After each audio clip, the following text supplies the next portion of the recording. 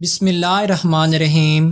السلام علیکم ناظرین، آج کی اس ویڈیو میں ہم ایک ایسی خاتون کے بارے میں جانیں گے جنہوں نے ساری زندگی اپنی عزت کی حفاظت کی اور اپنی آبرو کو سنبھال کر رکھا، چاہے پھر سامنے وقت کا بادشاہ ہو یا پھر کوئی اور ظالم شخص۔ انہوں نے کبھی اپنی عزت پر آنچ نہیں آنے دی۔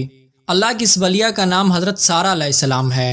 حضرت سارہ علیہ السلام حضرت ابراہیم علیہ السلام کی بیوی تھی، وہی ابراہیم علیہ السلام جن کو اللہ تعالیٰ نے اپنا خلیل کہہ کر پکارا ہے، اور جن کے بارے میں اللہ تعالیٰ نے فرمایا ہے کہ میں نے حضرت ابراہیم علیہ السلام کو جس بھی امتحان میں ڈالا، آپ علیہ السلام اس میں ہمیشہ کامیاب ہوئے۔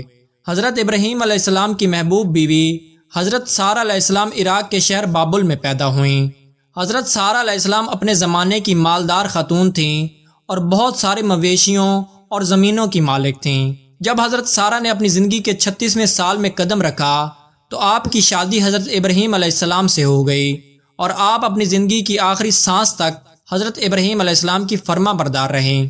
شادی کے بعد حضرت سارہ علیہ السلام نے اپنی ساری دولت ابراہیم علیہ السلام کے قدموں میں نچھاور کر دی، تاکہ ابراہیم علیہ السلام اس مال و دولت سے دین کی تبلیغ اور بہتر انداز میں کر سکیں۔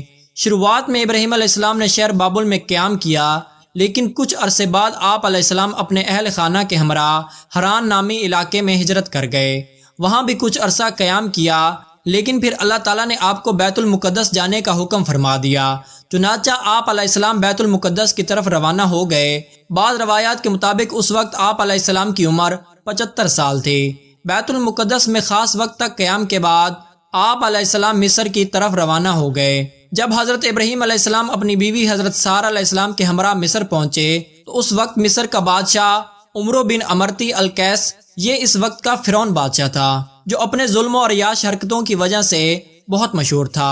اس کی فحش حرکتوں کا اندازہ اس بات سے لگائیے کہ جب بھی اس کے علاقے میں کوئی نئے لوگ آتے اور اگر ان کے ساتھ کوئی عورت ہوتی جو خوبصورت ہوتی تو بادشاہ اس عورت کو اپنے پاس رکھ لیتا اور اس کے ساتھ بدفعلی کرتا تھا۔ چنانچہ بادشاہ کو کہیں سے خبر ملی کہ اس علاقے میں ابراہیم نامی ایک شخص آیا ہے اور اس کے ساتھ ایک نہایت خوبصورت عورت بھی ہے۔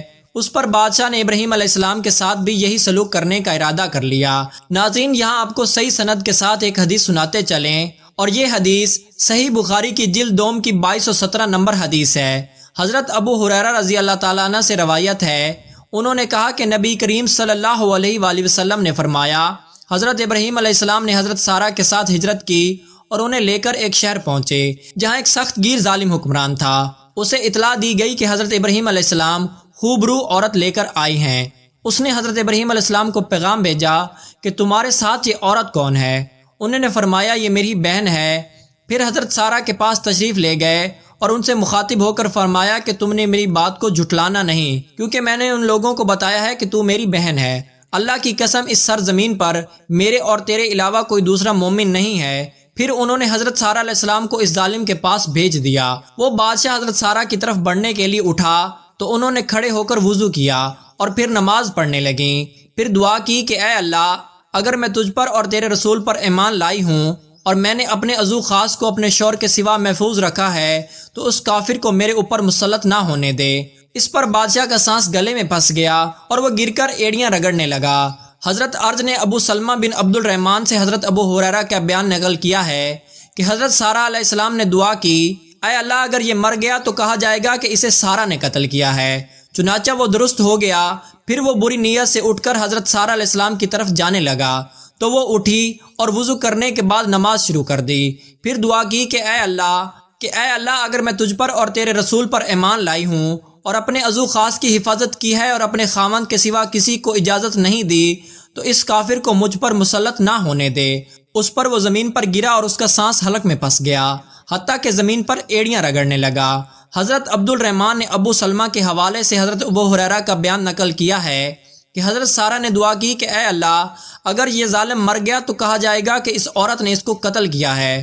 تو وہ دوسری دفعہ بھی اچھا ہو گیا۔ پھر جب تیسری دفعہ بھی ایسا ہوا تو بادشاہ نے کہا، اللہ کی قسم تم لوگوں نے ایک شیطان عورت کو میرے پاس بھیج دیا ہے، اسے حضرت ابراہیم علیہ السلام کے پاس لے جاؤ اور اسے حضرت ہاجرہ بھی دے دو۔ چنانچہ حضرت سارہ حضرت ابراہیم علیہ السلام کے پاس واپس آئیں اور فرمایا تم دیکھتے نہیں کہ اللہ تعالیٰ نے کافر کو ذلیل و خوار کیا اور اس نے ایک لڑکی خدمت گزاری کے لیے بھی ساتھ دے دی ہے۔ یوں اللہ تعالیٰ نے حضرت ابراہیم علیہ السلام کو حضرت ہاجرہ بھی عطا کر دی۔ حضرت ابراہیم علیہ السلام کو اللہ تعالیٰ نے ان کی دونوں بیویوں سے ایک ایک فرزند عطا فرمایا اور دونوں کو نبوت سے سرفراز کیا۔ حضرت سارہ علیہ السلام کے بطن سے حضرت اسحاق علیہ السلام پیدا ہوئے اور حضرت ہاجرہ کے بطن سے حضرت اسماعیل علیہ السلام پیدا ہوئے۔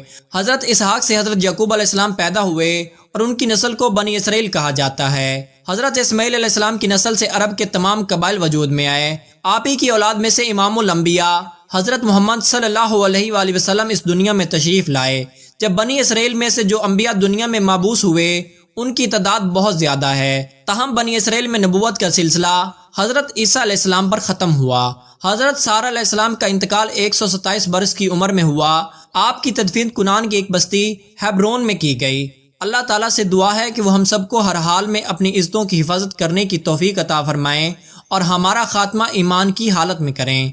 آمین یا رب العالمین۔